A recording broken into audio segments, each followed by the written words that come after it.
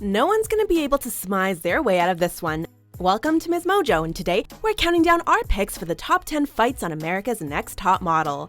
Before we begin, we publish new content every day, so be sure to subscribe to our channel and ring the bell to get notified about our latest videos. For this list, we'll be looking at our favorite in-your-face America's Next Top Model moments in which contestants lost their cool. And trust us, we were spoiled for choice. Get ready, because this piece of Tyra Mail is sending out invites to Fight Club. Get me out. Ay, el diablo, Dios mío, el diablo. Are you mad? Number 10, the girl with the request to shut up. Brittany versus Keenyah, Cycle 4. Brittany is very playful, she's very fun and outgoing, but when she starts drinking, she gets really loose and she, goes really far out. We're not surprised to see friendships turn sour on the show. The pressure of the competition combined with reality TV elements is enough to make anyone snap. Such was the case for Brittany and Keenyah, two gal pals who reached their breaking point after traveling overseas. Can I finish talking, Brittany, please? I just want to finish this sentence. Okay, don't ever get rude with me like that again because you cut people off all the time. What started as an argument about Keenyah not having money for dinner exploded into an all-out yelling match about Nelson Mandela? Old frustrations came to light, leading to a sonic boom of a shut up from Brittany. That was just the appetizer. The fight continued back at the house where they tried to drag Naima along for the ride. Fortunately, Kaylin was spared any involvement. Please, Keenyah and Brittany, don't talk about this anymore. I'm over the key moment too, so give me another example so I can better myself if I am in fact selfish. Number 9, the girl who asks to call another girl a bitch. Fatima versus Shalinda, Cycle 10.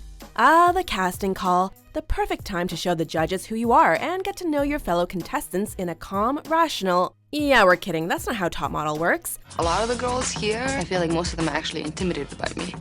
They look at me and they're like, you're so exotic looking, like, you're so gonna get this, As Fatima comes to the realization that the other girls must be intimidated by her, she butts heads with Shalinda, a self-described bitch who, quote, knows who she is. Everybody got ghetto-ness in them. But what is ghetto? Define ghetto for me. Fatima said that all black girls here are ghetto, and I'm the wrong person to mess with, especially when I know I'm in a competition.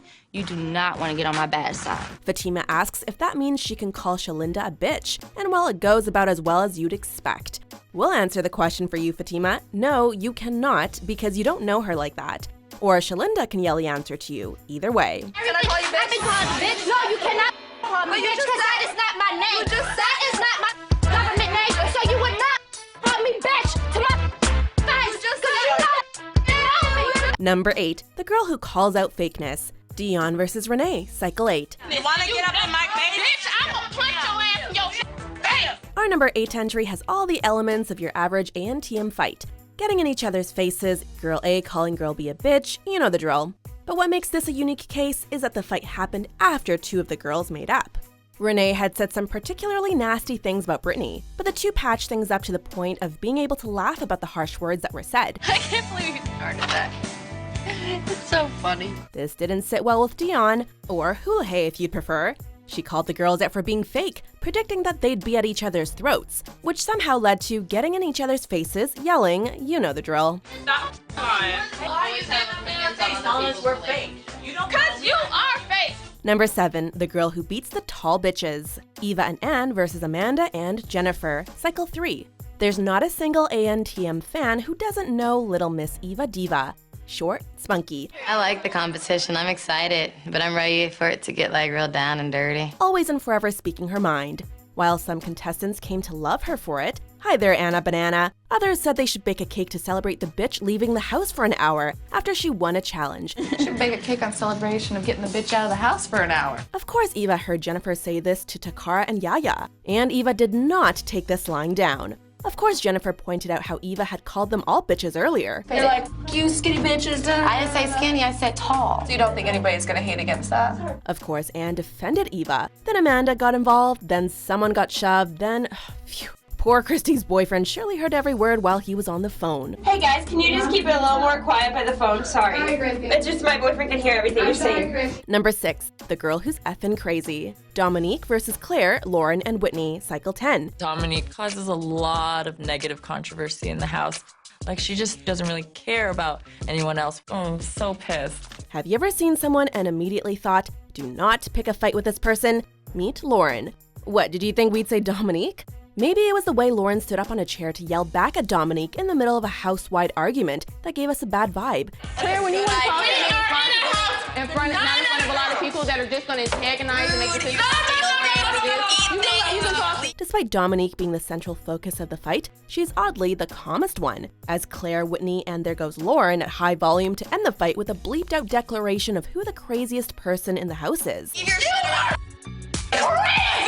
At least she was quieter about telling Fatima to choke on her coffee in the very next episode. Here's your coffee, you big baby. You are not even worth it, sweetheart. Choke on it. Number 5, the girl named Monique. Monique versus everyone, Cycle 7. Ladies and gentlemen, Monique Calhoun. If she wasn't fighting with everyone, she was pouring water on their beds or rubbing underwear on them while they slept. Seriously, we cannot make this up.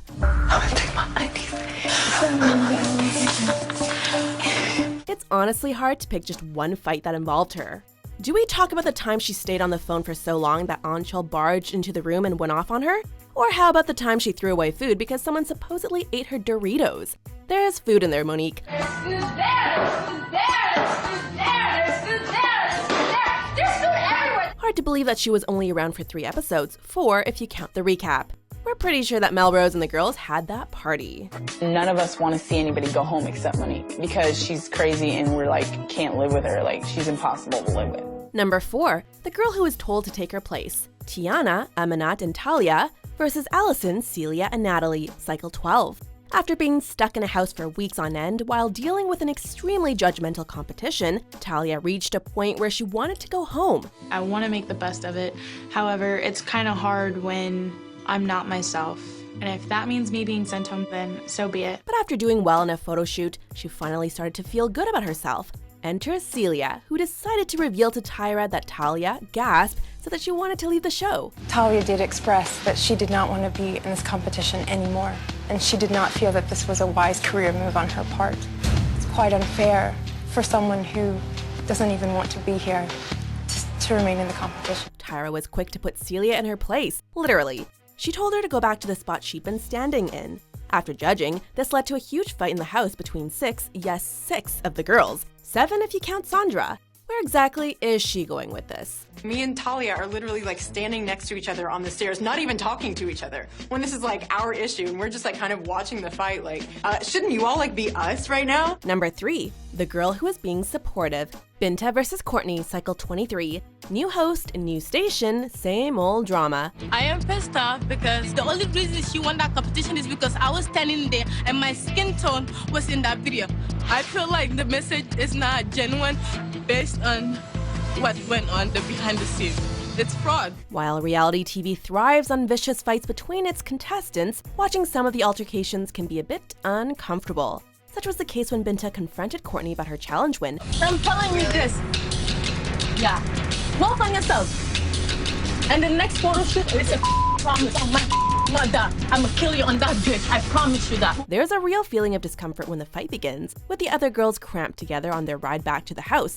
Initially, it seems like some of the girls are eager to see the drama unfold. Cody, for example. But as Binta and Courtney get louder, it's clear no one likes the direction it's going in. Watching the girls react and realize they're stuck in that situation until they get home is nerve-wracking. I need to get you stupid ass bitch. Number 2, the girl who keeps thighs in check. Bianca versus Saleisha, Cycle 9. Your body type is not better than me. You're borderline plus. Oh, Bianca. Looking back at Cycle 9's Mean Girl made us realize that not every confrontation was her fault. We're looking at you, Cycle 17. I didn't do it.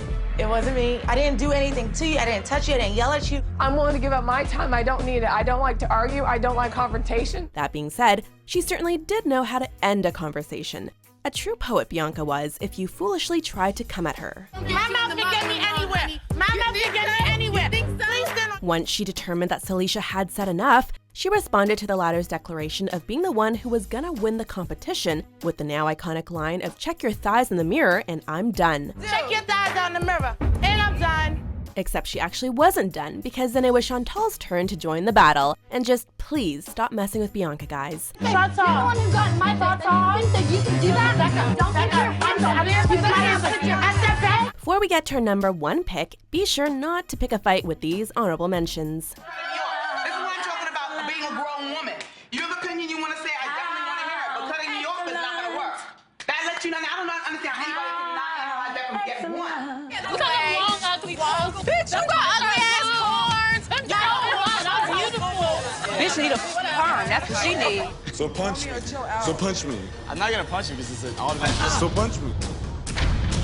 Number 1, the girl who gets beer on her weave. Tiffany versus the Stanko, Cycle 3.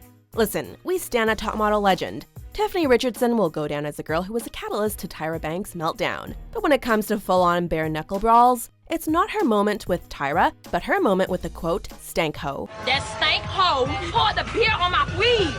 This is not even my hair. To be fair, Miss Stank, whose name we never learned, started it, turning a dance-off into the perfect opportunity to pour beer all over Tiffany. Bitch poured beer on my weave. Tiffany immediately went on the offensive, which led to glasses and bottles being thrown around in the bar, blood, and a breakdown while on the way back to the hotel.